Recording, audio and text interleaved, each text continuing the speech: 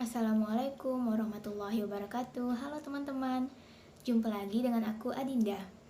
Dalam video kali ini, aku akan membagikan tutorial tentang cara menggunakan aplikasi Mayop dalam perusahaan jasa. Oke, langsung aja ya teman-teman, yuk kita belajar bareng-bareng. Pertama-tama mari kita ketahui bahwa komputerisasi akuntansi itu adalah sebuah sistem akuntansi di mana komputer sebagai teknologi untuk menjalankan aplikasi yang digunakan dalam mengolah transaksi akuntansi, juga sekaligus untuk menghasilkan laporan keuangan dalam sebuah perusahaan. Keuntungan dari komputerisasi ini adalah mengurangi pemakaian kertas yang nantinya akan menghemat biaya perlengkapan kantor itu sendiri dan dapat dikerjakan dengan kecepatan dan ketepatan.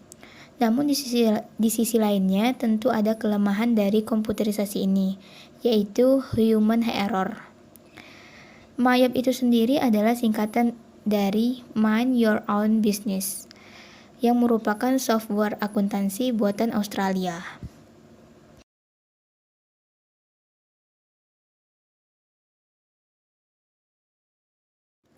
Selanjutnya, kita buka aplikasi Mayop dengan cara klik 2 kali pada ikon Mayop.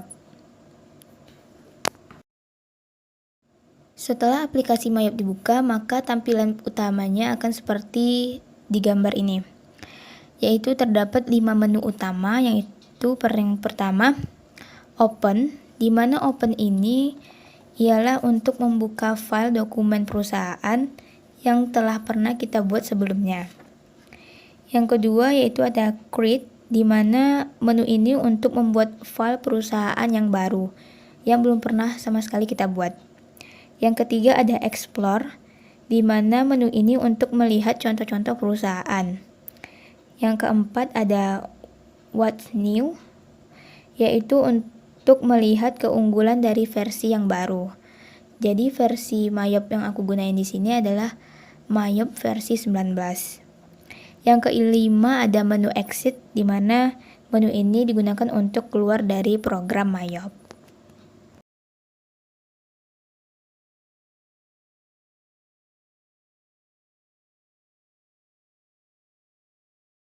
Untuk membuat file perusahaan yang baru, maka kita di awal tadi memilih menu Create.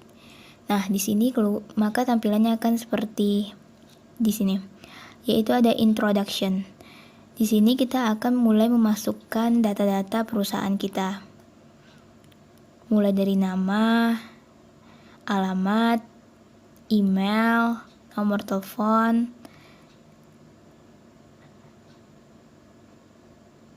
Selanjutnya masuk ke dalam tahap accounting information. Di sini ada current financial year, di mana yaitu tahun berjalan periode yang sedang kita masukkan transaksinya. Yang kedua ada last month of financial year, di mana ini merupakan bulan akhir dalam periode yang kita gunakan. Yang ketiga ada conversation month, yaitu bulan yang sedang berjalan, di mana nantinya bulan ini merupakan transaksi yang akan kita masukkan.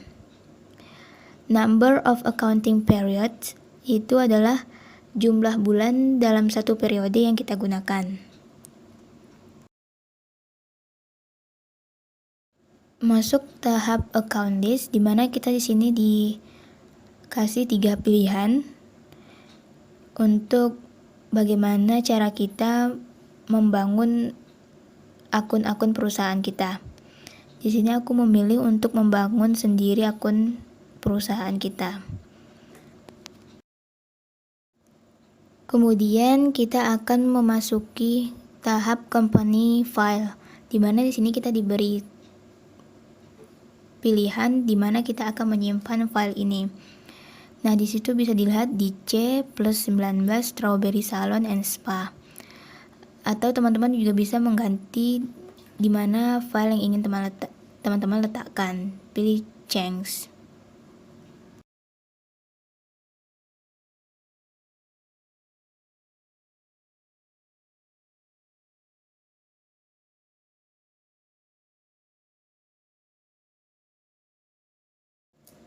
Selanjutnya cara membuat akun list. Yang pertama yaitu klik pada modul account, kemudian account list. Nah, di sini udah nampak akun-akun yang sudah disediakan oleh program Myop.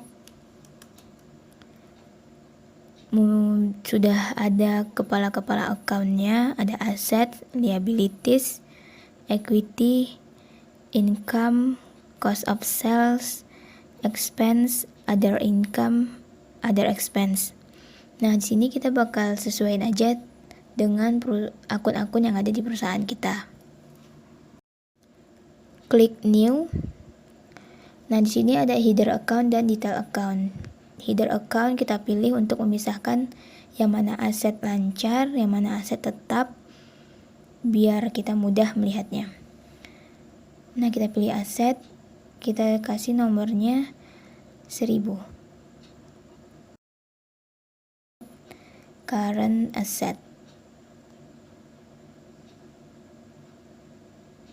Oke. Nah, itu udah ada aset dan kita buat detail accountnya, yaitu dengan yang pertama ada type-nya bank. Nomor akunnya 1100. Bank yang kita pakai adalah Bank Mandiri. Oke. Nah, maka nanti akan terlihat seperti itu. Aset, current assetnya ada Bank Mandiri.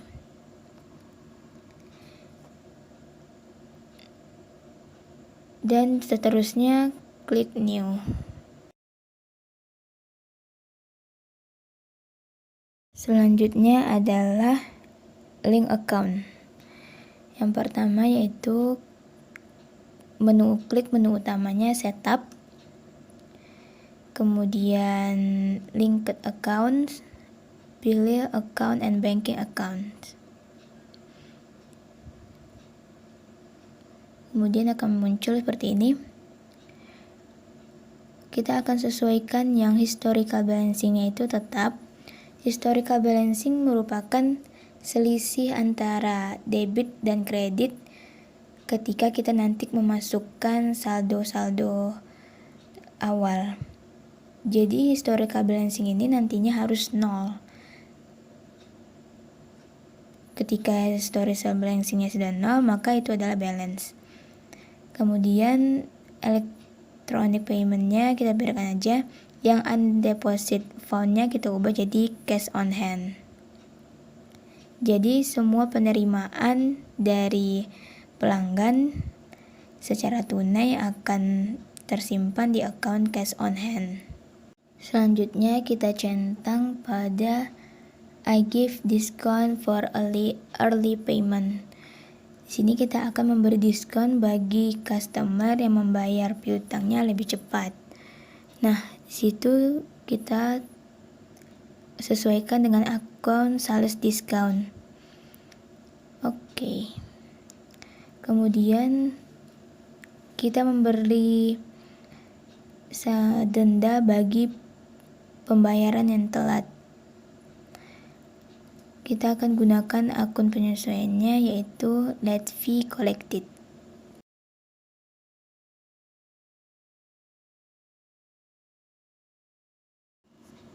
Selanjutnya link account untuk purchase. Cara masih sama, setup, link account, purchase. Nah, bakal muncul tampilannya seperti ini. Trade creditornya kita ganti jadi account payable.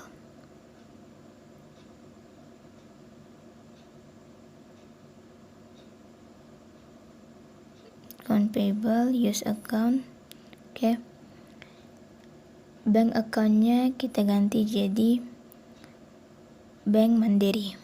Use account. Nah, di sini kita pilih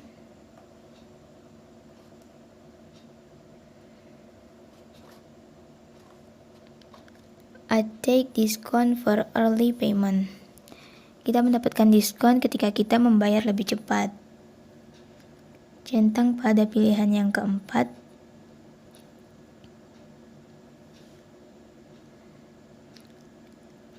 Sesuaikan dengan akun purchase discount. Yang selanjutnya kita centang pada I pay charge for late payment. Kita membayar denda ketika kita telat melakukan pembayaran. Disesuaikan dengan akun late fee paid. Oke.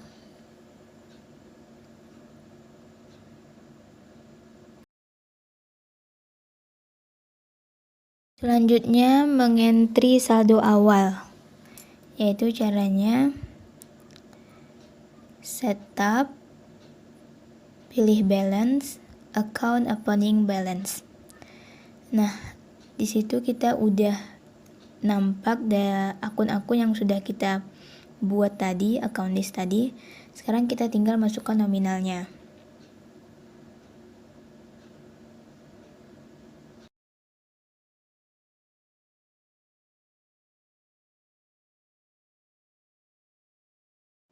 Nah, pada akun Equipment Accumulation Depreciation yang merupakan kontra dari akun equipment, di mana dia posisinya pada kredit.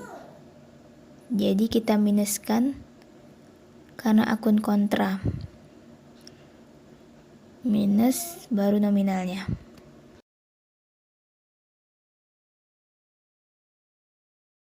Begitu juga dengan akun prive yang merupakan kontra dari akun modal. Jadi akun prive ini berada di debit. Jadi karena dia akun kontra dari equity, kita kasih juga minus sebagai kontra dari kredit. Dalam pengisian saldo awal ini, kita harus pastikan amount left to be allocatednya adalah 0, di mana ini menandakan bahwa antara kredit dan debit kita itu balance. Penyesuaian pajak, klik menu utama list, kemudian tekut. Nah, di situ udah ada beberapa kode-kode pajak yang digunakan di luar negeri. Sekarang kita edit yang GST itu menjadi akun pajak yang kita gunakan dalam perusahaan kita. Di sini kita memakai VAT, yaitu Value Added Tax. Oke, kita akan rubah description-nya jadi Value Added Tax. Tax type-nya masih Good and Service Tax, yaitu pajak jasa dan barang. Kemudian link account for tax collected-nya yaitu VAT out, pajak keluarannya. Use account, dan link account for take paid-nya pajak masukan, VAT in. Use account. Oke.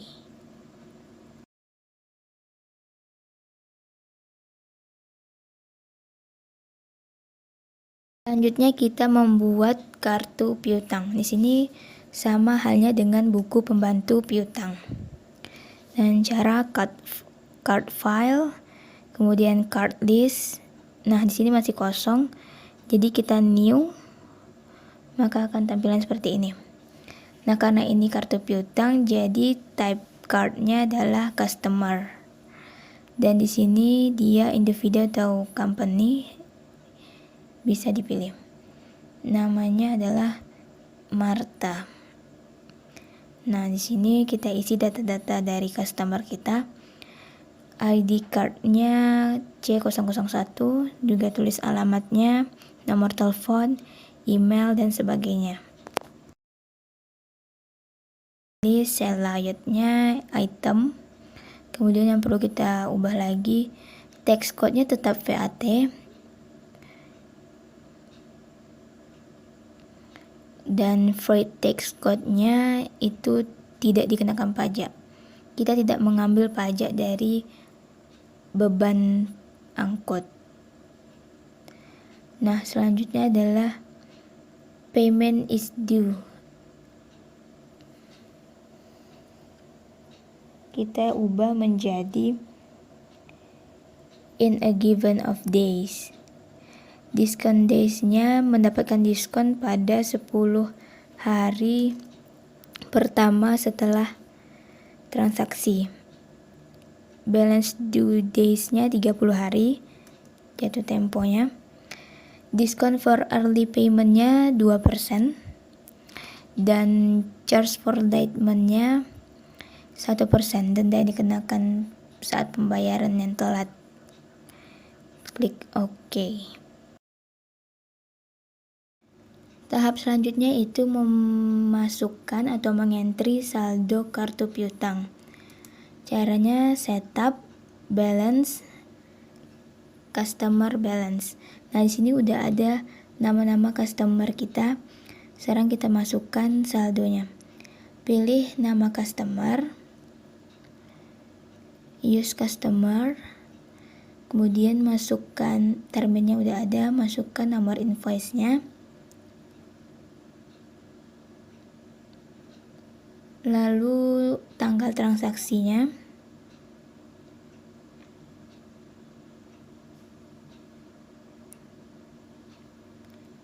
Customer PO-nya kita kosongin aja. Dan jangan lupa isi memonya saldo awal piutang usaha.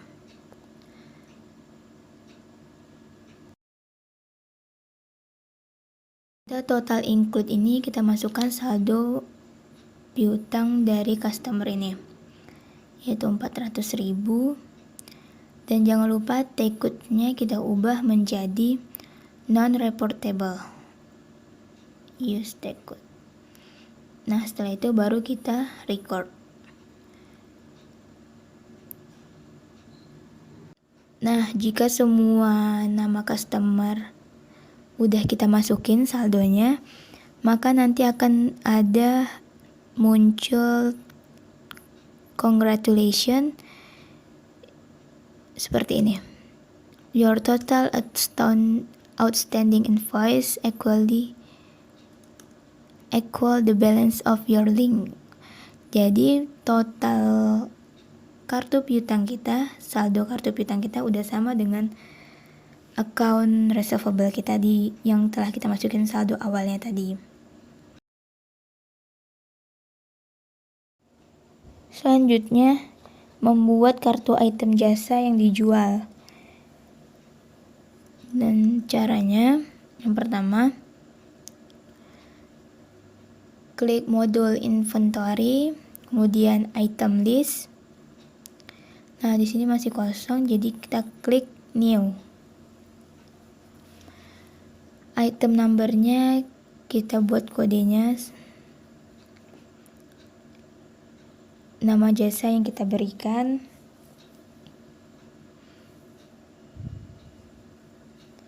karena di sini kita menjual jasa, jadi kita hanya menceklis pada bagian I sell.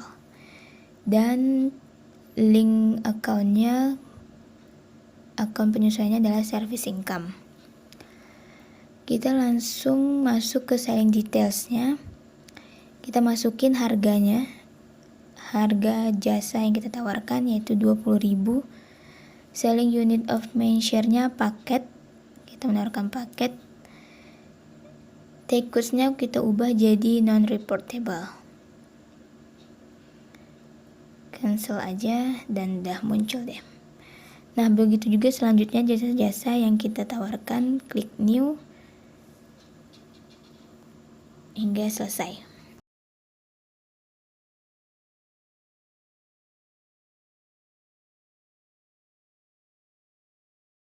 Sekarang membuat kartu item barang dagangan. Di sini selain memberikan jasa, salon Strawberry and Spa ini juga menjual beberapa kebutuhan untuk customernya. Caranya masih sama, klik pada modul inventory, kemudian item list. Nah, ini adalah kartu item jasa tadi. Untuk membuat baru kartu item dagangan, barang dagangan, kita klik new. kita kasih item numbernya, kita ketik nama barangnya. Nah, di sini ketiga kolom di bawah ini kita centang. I buy, I sell, and I inventory. I buy ini akunnya kita sesuaikan dengan cost of goods sold sebagai akun harga pokok penjualan, dan income accountnya kita sesuaikan dengan akun service income. Nah, yang terakhir yaitu kita sesuaikan account for item inventory-nya, yaitu merchandise inventory. Kita ke tab buying details. Standard cost-nya kita buat harga kita belinya. Teksnya kita jadikan VAT tetap. Buying unit measure-nya kita belinya berapa, dalam bentuk apa.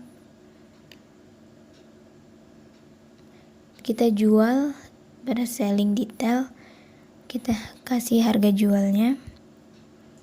Teksnya tetap VAT.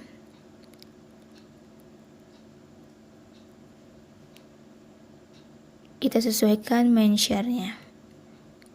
Oke. Itu cancel aja. Nah, udah muncul. Untuk selanjutnya, barang-barang dagangannya sama juga cara buatnya.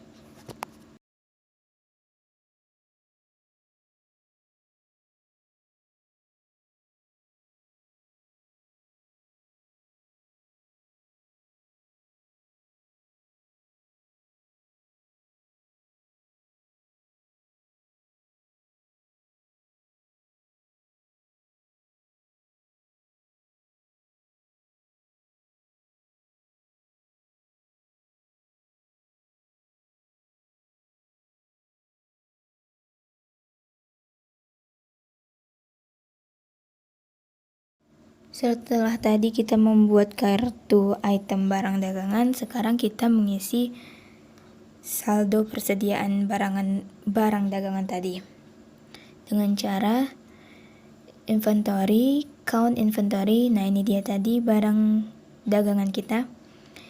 Kita klik counted-nya berapa.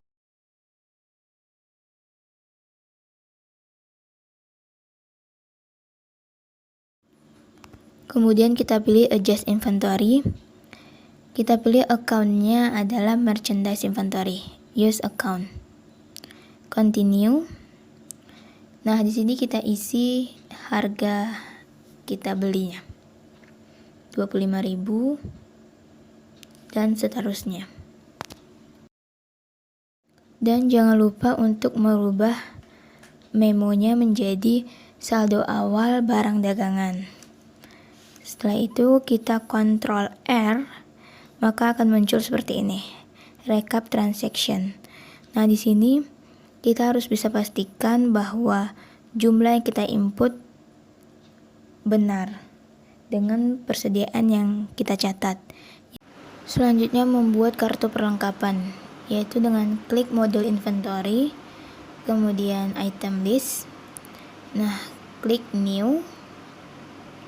Nah, item numbernya kita kasih kode peralatan strip 01, namanya hair spray. Kita checklist I buy dan I inventory.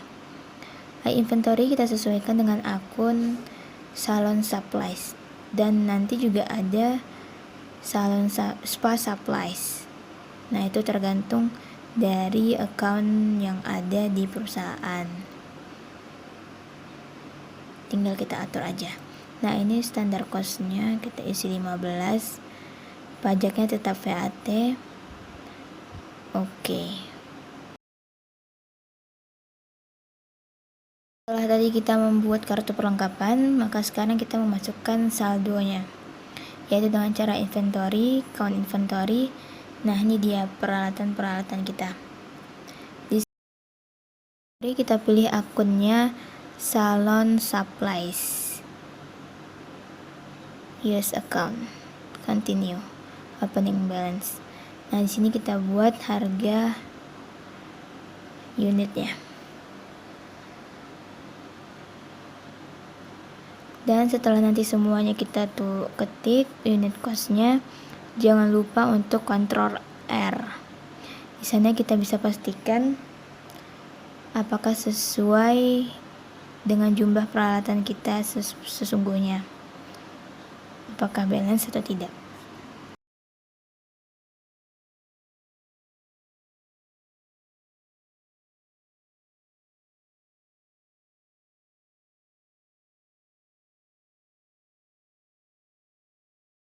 Masuk kepada pembuatan item aktiva.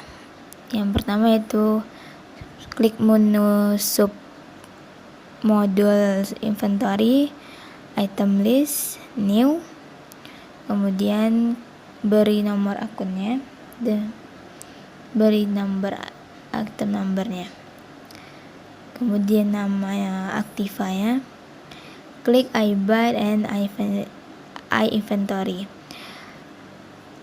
Untuk menyesuaikan akunnya yaitu pilih account equipment at cost, use account, kemudian ke tab buying detailsnya kita isi harganya, pajaknya tetap VAT,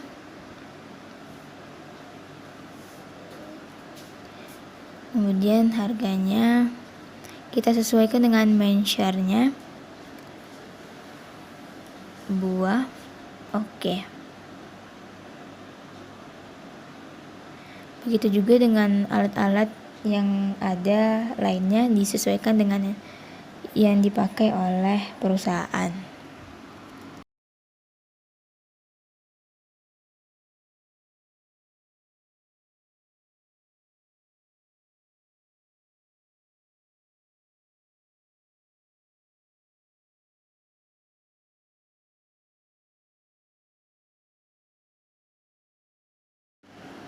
Kartu yang terakhir kita buat yaitu adalah kartu utang.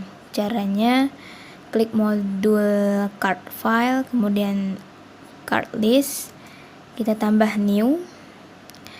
Karena customer itu untuk kartu piutang, maka kartu utang adalah type-nya supplier. Kita pilih company atau individualnya, namanya kita buat, kita kasih card ID-nya, kemudian tulis alamatnya, nomor telepon, email, dan sebagainya. Ini adalah identitas dari supplier kita. Masuk kepada tabel buying details, yaitu kita purchase slide-nya kita ganti jadi item, kemudian take good-nya tetap VAT, freight text-nya yang kita ganti ubah menjadi not reportable. Lalu payment is due-nya in a given of days, discount days-nya 10 hari, pembayaran dalam 10 hari setelah transaksi mendapatkan diskon. Balance due days-nya 30 hari, diskon per early payment-nya 2%. Klik OK. Dan selanjutnya, dan tahap terakhir ini ialah mengentry saldo awal utang, yaitu klik menu utama setup, kemudian balance, kemudian supplier balance, klik. Nah, di situ udah ada nama supplier kita tadi. Sekarang kita akan isi saldonya, add purchase, kemudian pilih nama supplier, use supplier, terminnya udah ada, kita ubah nomor invoice-nya, nomor fakturnya, kemudian tanggal transaksinya, lalu kita ubah memonya, saldo awal utang usaha, total include-nya yaitu besar saldo awalnya, dan take good-nya juga kita ubah menjadi not reportable. Oke, baru record. Kita masukkan semua saldo awal dari supplier kita hingga nantinya akan muncul tabel congratulation yang menyatakan bahwa saldo kita balance dengan account payable yang ada di saldo awal tadi.